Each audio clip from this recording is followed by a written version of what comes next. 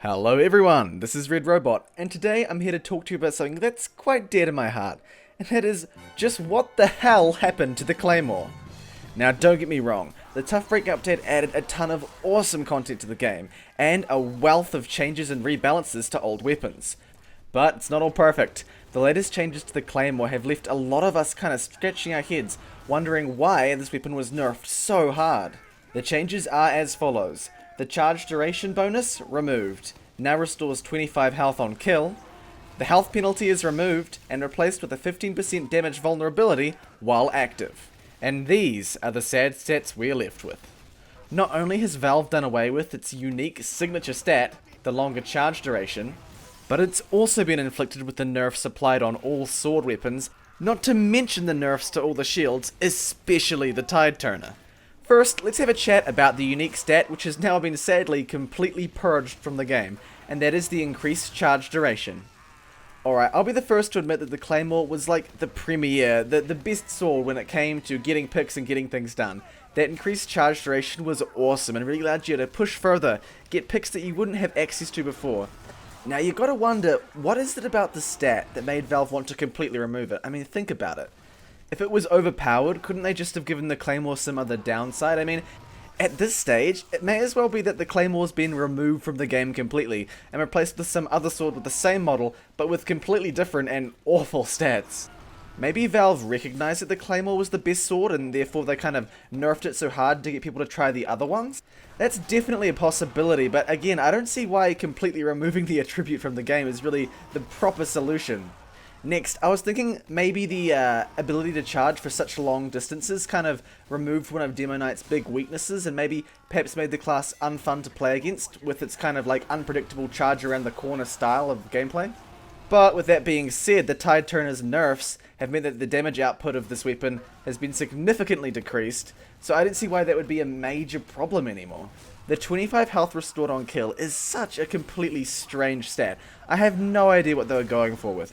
However, there is one part of this weapon that actually improved through the update, and that is the damage vulnerability. I actually think it's a lot better to have a damage vulnerability when active, rather than having a permanent health debuff, because this way you can still get, overhealed to the same amount as before. Plus, if you're careful about putting away your sword, you shouldn't have too much problem with it, although it can be annoying when your charge gets eaten up even more due to the damage vulnerability. When I think of the niche the Claymore fills, I'd definitely say it says the Hybrid Knight. It goes so well with the Tide Turner due to restoring a full charge on a melee kill, and it can be used with the grenade launcher with pretty much no downsides. However, it looks like the Tough Break update is set on removing the Claymore from its Hybrid Knight throne, with the introduction of the new Katana.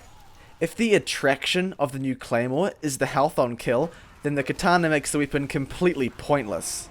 With this blade, you can gain 88 health, or 100 with booties, on every kill, and it can overheal, which is absolutely insane. Plus, there are no damage vulnerabilities, which means that you can make the most of your shield's resistances and the overheal to tank as much damage as you can, moving from person to person, gaining even more health. I'm not about to ignore the Katana's downsides. I'll admit, the honor-bound system can be a pain. However, the latest deploy penalties for all swords means you have plenty of time to put the weapon away quickly if you're not pulling it out in the right situation. Plus, the latest 50 health penalty usually isn't too hard to fulfill. And yes, it doesn't give you 25% charge on kill for the instant charge again with the Tide Turner like the Claymore, but honestly, who cares if you can charge again with the Claymore? What, you're gonna gain another 25 health? Because the Tide Turner can no longer dish out melee crits, being able to tank more damage and therefore gain health is much more helpful. It just seems ridiculous that they would remove the most defining aspect of the Claymore, replace it with something that's not even as good as an existing weapon, and then hope it will just work out. I love the Claymore, and I love that additional charge distance, and if Valve thinks it's OP, I wish they'd just give the Claymore some other downside to compensate for it. Because at the moment, the Claymore is completely redundant. It's dead. It's useless. Hey guys, hope you enjoyed the video. Just really wanted to express my frustrations about the Claymore just becoming a bad katana. Also wanted to make this because I've been accused of being, too positive about all the changes Valve makes. Well, here's a bad one. You did bad, Valve.